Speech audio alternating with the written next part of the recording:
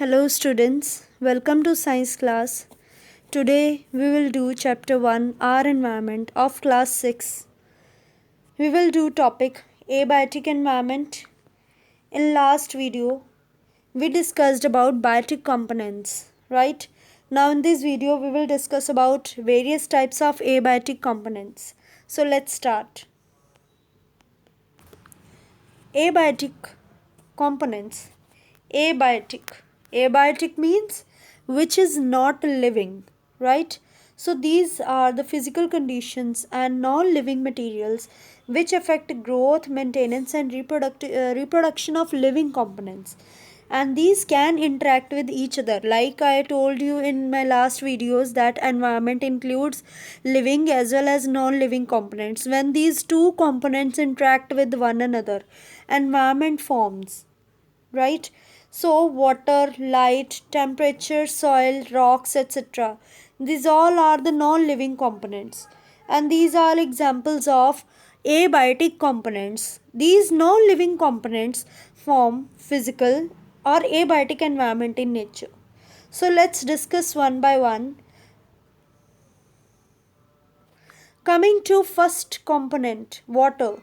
Water is essential for survival and growth of living organisms and is needed and used for drinking, bathing, cooking, etc. As you know very well, all the animals and plants, including human beings, also dependent upon water. They cannot survive without water. It is used for irrigation of crops, and humans and animals need water for different activities of life. Even their livelihood depends upon water only. Now the question arises, how can we save water? So best way they have given, rainwater harvesting. Doing rainwater harvesting, this you have studied in your class 4th also. We can store water in two ways. First, water can be stored underground, right? Or water can be stored in a storage tank above the ground. Above the ground. So this question arises, how we can store water. In your third class, you have heard about in your fourth class, you have heard about rainwater harvesting, right? So rainwater harvesting. Harvesting means to collect. Harvesting word means to collect. Harvest. Harvest means to collect or to collect something. Rainwater can be stored above the ground or underground and then used later on, right? I told you earlier also, this happens naturally in rural areas, right? In case of rural areas where village areas are there, no concrete or no roads are there. Mostly in rural areas they are not well developed, so they are not having floors like tile containing floors or concrete containing floors. They have normal floor, or they have field areas. There are field areas. When rainwater falls on those field areas, through the soil, rainwater directly go under the ground and get stored as a groundwater. So no need to do rainwater harvesting in rural areas. But in case of congested areas, congested means very tight. Congested means very tight. In case of congested areas or metropolitan, which is very big, metropolitan means very big cities, there is no place where, right, we need to create a method to capture rainwater harvesting. So for that, rooftop rain harvesting is best method to collect rainwater. So let's see what will happen in rainwater harvesting. See, first of all, the roof of your house should be slanting. Okay, slanting hoti hai, it should be slanting. When rainfall occurs, what will happen? This rainwater will slide down, right? and this rainwater gets collected in this green colored, which I am showing you, green marking green area, this green colored pipe. Okay, and from this pipe it gets stored into storage tank.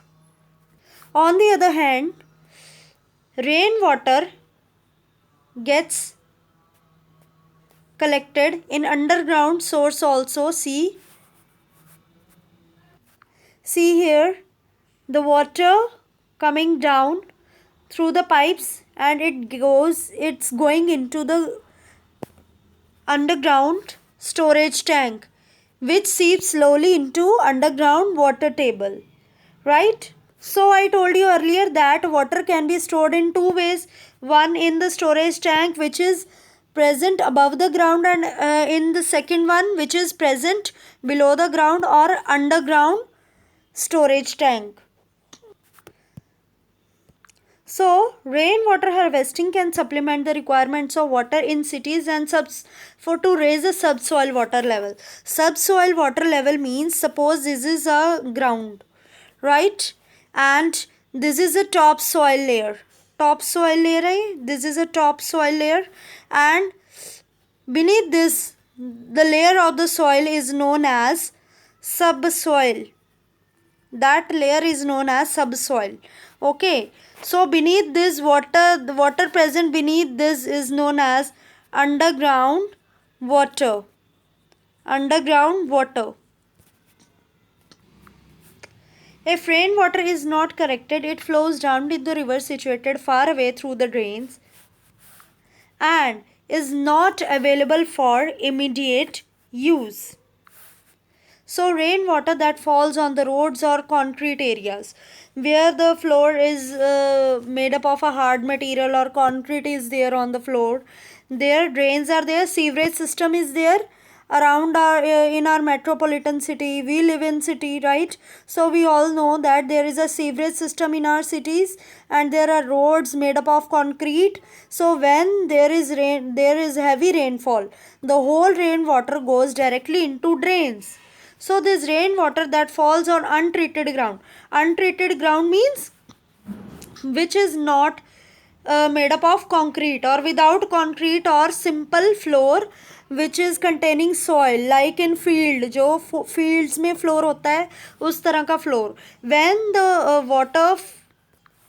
When rainfall occur on that kind of floor, what will happen? The rainwater seeps slowly into the ground, and it will recharge the groundwater level.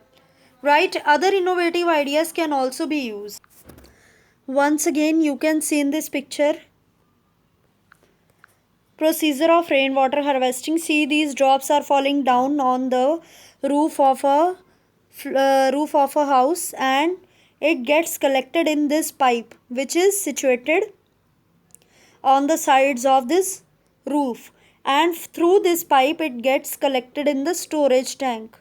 Okay, that collected water you can use for daily household purposes after purification and filtration, right?